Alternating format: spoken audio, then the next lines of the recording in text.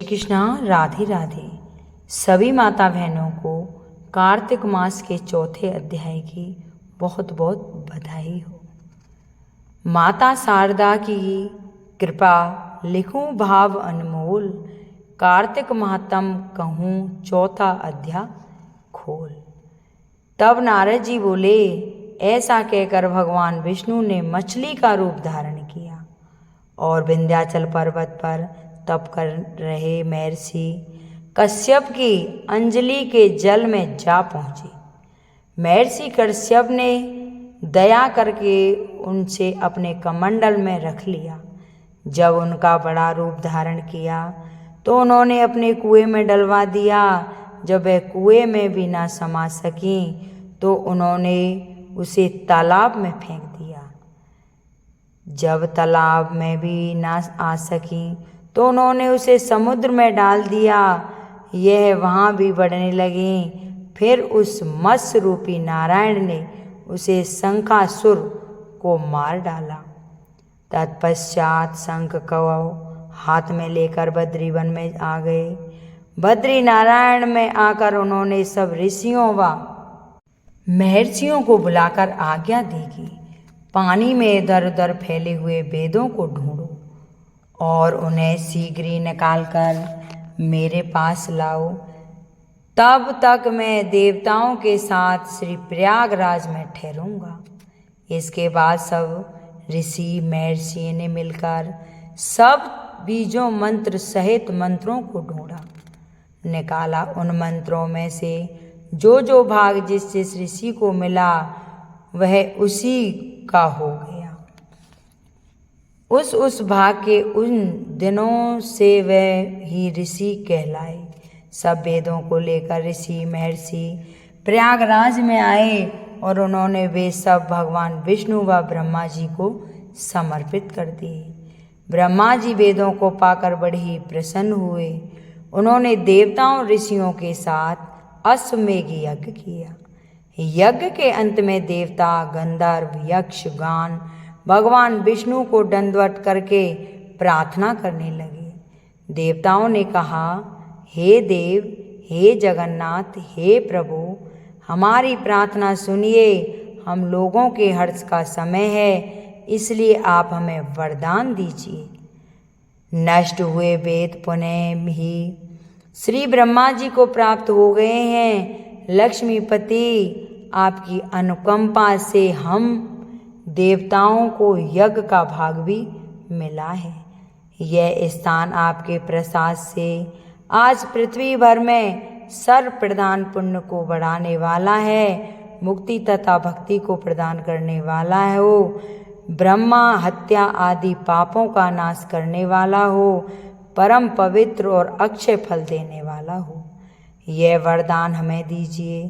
तब भगवान विष्णु ने कहा, जो कुछ आप लोगों ने कहा है वह मेरे ही अर्ध है। जैसा आप लोगों ने कहा है वह स्थान आज से ब्रह्म क्षेत्र के नाम से पुकारा जाएगा। इस स्थान पर गंगा जी व सूर्यपुत्री जमुना जी का संगम होगा। मैं श्री ब्रह्मा जी सहित यहाँ पर निवास करूँगा। यहाँ पर किया हुआ जप तप दान महान फलदायक होगा। पहले जन्म में किए हुए पाप ब्रह्म हत्या आदि भी इस तीर्थ राज में स्नान करने से नष्ट हो जाएंगे। जो लोग अपने पिता आदि को यहाँ लाकर तर्पण व श्राद्ध करेंगे उनके पिता मेरे स्वरूप को प्राप्त करेंगे। वह तीनों प्रकार की मुक्ति को प्राप्त करेंगे। मकर संक्रांति पर माघ मास में प्रातःकाल यहाँ आकर स्नान करने वाले के दर्शन मात्र से ही सब पाप मिट जाते हैं।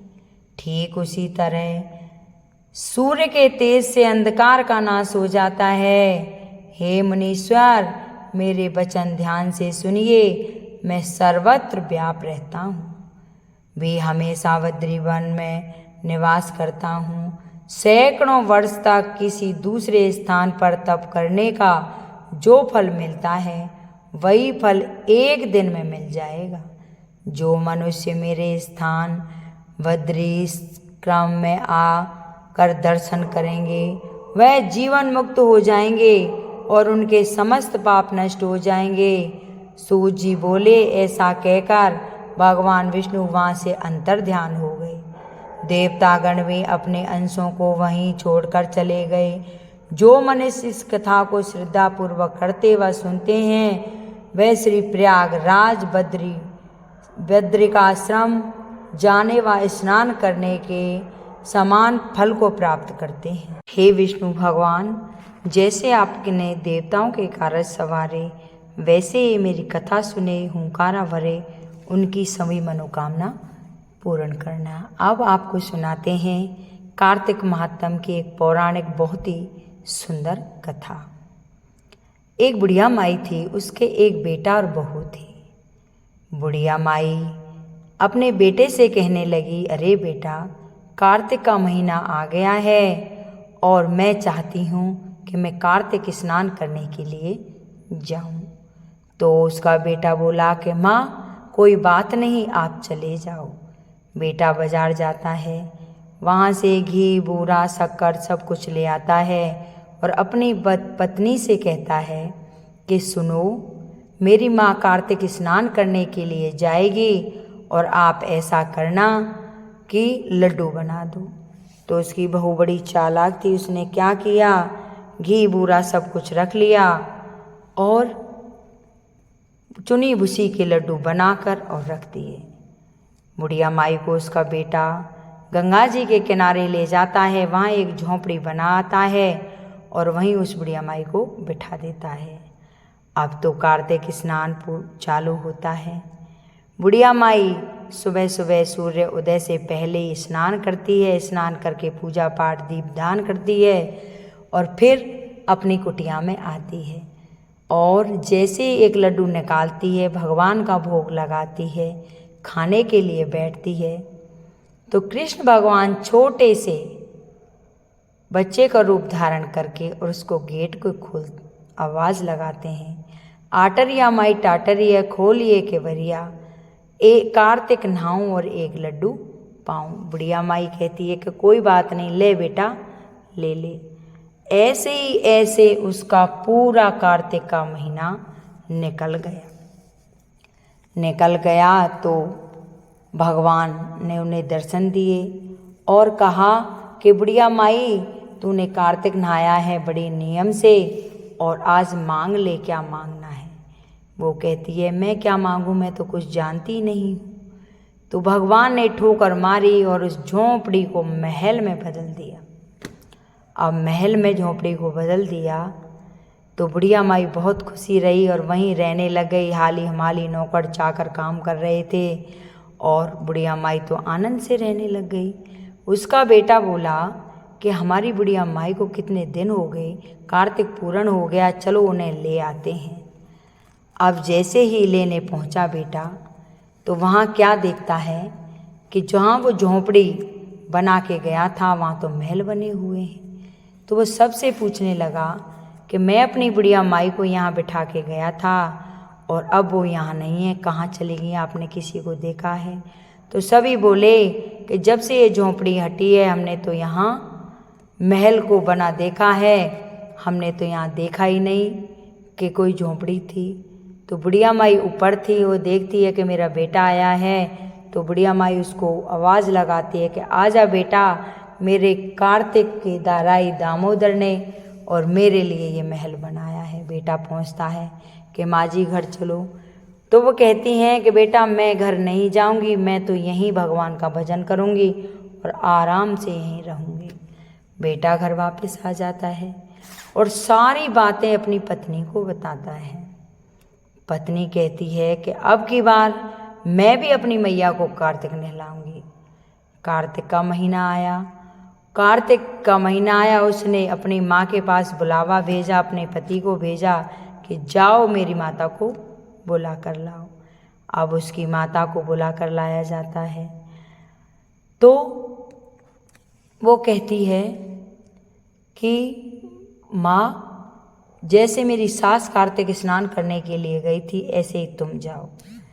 तो बुढ़िया के लिए तो उसने चुनी बुरसी के लड्डू बनाए थे, लेकिन अपनी माई के लिए घी बूरे के लड्डू बना बना के भर के कोठार और रख दिए कि जा मेरी माँ के लिए झोंपड़ी छाया और ये कार्तिक नहाएगी।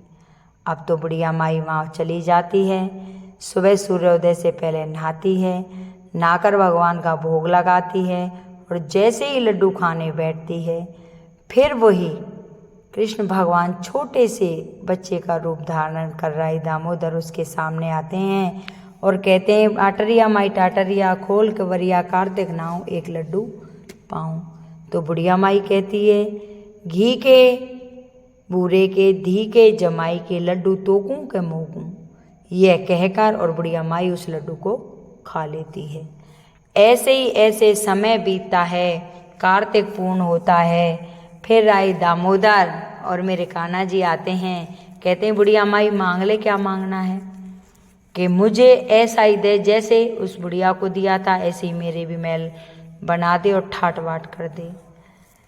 तो जो मेरे राई दामोदर कान्हा जी थे वो एक लात मारते हैं और उस बुढ़िया को सुगड़िया बना देते हैं।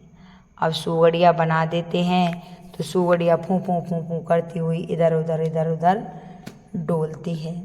तो जब उसका कार्तिक पूर्ण हो गया तो बेटी बोली मैं भी चलूँगी अपने माँ के पास। तो दोनों माँ के पास मिलने के लिए आते हैं। तो वहाँ क्या देखते हैं कि कुछ नहीं है, झोंपड़ी भी नहीं है और वहाँ एक सुगड़िया डोल रही है। सबसे पूछते हैं कि भाई मैं अपनी सास को यहाँ बिठा कर गया था, झोंपड़ी छा कर गया था, वो बुढ़ी कहाँ गई बुढ़िया। तो सभी कहते हैं भाई जब से ये झोंपड़ी हटी हमने तो इस सुगड़िया को देखा है और यही डोलती रहती है।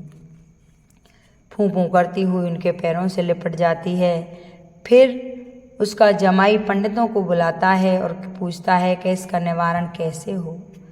तो पंडित जी कहते हैं अगर तू अपने माँ को नहलाए और इसका जल का पानी इसके ऊपर जाए तो ये सही हो सकती है। तो उन्होंने ऐसा ही किया, अपनी सास को ऊपर बिठा दिया, नाली के नीचे उसको बिठा दिया और बढ़िया माई नहाई। जो उसके जल का छींटा पड़ा तो उसकी काया पहले जैसी हो गई, लेकिन पूँछ तो फिर भी रह गई। जब पूँछ रह गई तो बोली कोई बात नहीं बेटा, पूँछी तो रही है, इसे तो मैं अपने लहंगे में ढक लूँगी। हे कार्तिक महाराज, हे राई दामोदर, हे मेरे कान्हा जी, जैसे उस बुढ़िया माई को पहले दिया वैसे ही सबको देना और जो पीछे इस बुढ़िया माई को दिया ऐसा किसी को मत देना। जो भी मेरी कथा सुने हुंकारा भरे उनकी सभी मनोकामना पूर्ण करना और उन्हें अपने कार्तिक का फल अच्छा देना। अगर ये मेरी कथा पसंद आई हो इसे लाइक करें, शेयर करें, सब्सक्राइब करें और कमेंट बॉक्स में जय विष्णु भगवान की जरूर लिखें। बोलो विष्णु भगवान की।